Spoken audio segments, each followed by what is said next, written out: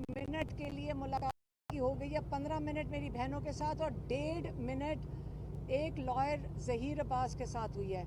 اس کے علاوہ سلمان اکرم راجہ نے جانا تھا، نعیم پنجوتا نے جانا تھا، نیاز اللہ نیازی نے جانا تھا، سلمان صفدر جو عمران خان کے لائر ہیں اور سلمان راجہ جو ان کے کیسز ہینڈل کرتے ہیں، ان کو کسی کو اجازت نہیں ملی اندر جانے کی۔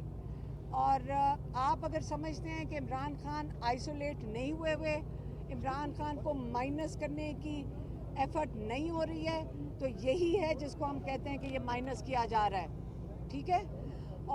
اور اگر باندھنے کا یہی طریقہ ہے کہ ان کی آواز کسی لوگوں تک نہ پہنچے، لیکن ہم کوشش کریں گے جو عمران خان نے آج میسج دیا آپ تک پہنچا دیں۔ عمران خان نے آج 26ویں ترمیم کی بات کی ہے۔ انہوں نے بتایا ہے کہ 26ویں ترمیم کی وجہ سے اس کے نتائج اب ظاہر ہونا شروع ہو گئے ہیں، اور انہوں نے اس کے اوپر 4 پوائنٹس دیے ہیں۔ انہوں نے کہا پہلا پوائنٹ کہ اس وقت جب ووٹرز کی جب فارم 47 کے ذریعے آپ لوگوں کا ووٹ چوری کر لیں اور آپ یہ کہہ دیں کہ لوگوں کا ووٹ کی کوئی اہمیت نہیں ہے، تو اس کا مطلب ہے کہ آپ ایک ڈکٹیٹرشپ اور مارشل لاء لے آئے ہیں۔ اور دوسرا پوائنٹ یہ تھا کہ اگر آپ عدلیہ کو ایک گورنمنٹ ڈپارٹمنٹ بنا دیں اور ججز کے ساتھ یہ کریں جو اس وقت کیا جا رہا ہے، یہ دوسرا پوائنٹ ہو گیا، کیونکہ آپ رول آف لاء کو ختم کرنے کی کوشش کر دی ہے، اب شروع ہو چکی ہے۔ تیسرا پوائنٹ اخلاقیات۔ اب آپ نے اس میں اخلاقیات بھی ختم کر دی ہیں، کیونکہ اس وقت جو اسمبلی بیٹھی ہوئی ہے، سارے اسمبلی، نیشنل اسمبلی، دوسری اسمبلیوں میں وہ فارم 47 سے آئے ہوئے ہیں۔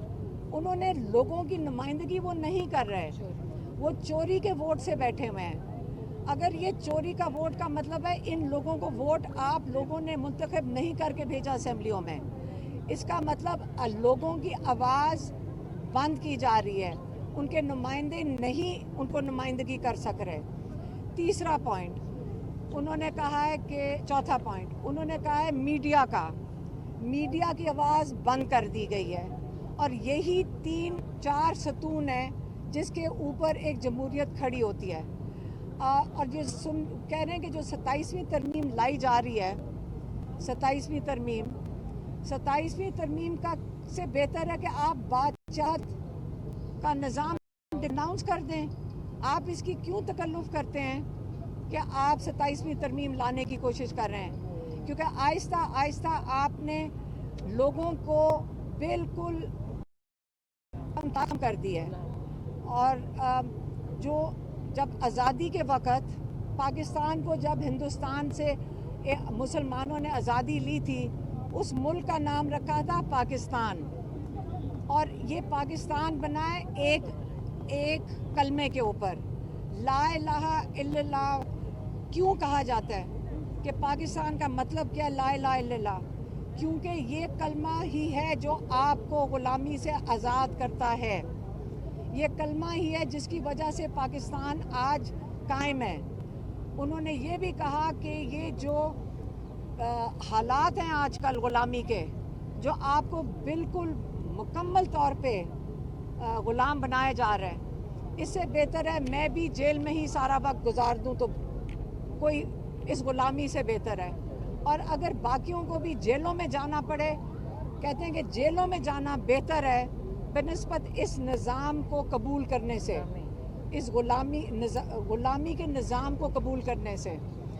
اس لیے انہوں نے آج اناؤنس کیا ہے، انہوں نے کہا ہے کہ اس غلامی کے نظام سے بہتر ہے کہ آپ فوراً 10 محرم کے بعد اپنی پارٹی کو انہوں نے انسٹرکشن بھیج دیا ہے کہ آپ تحریک شروع کر دیں اس غلامی کے نظام کے خلاف۔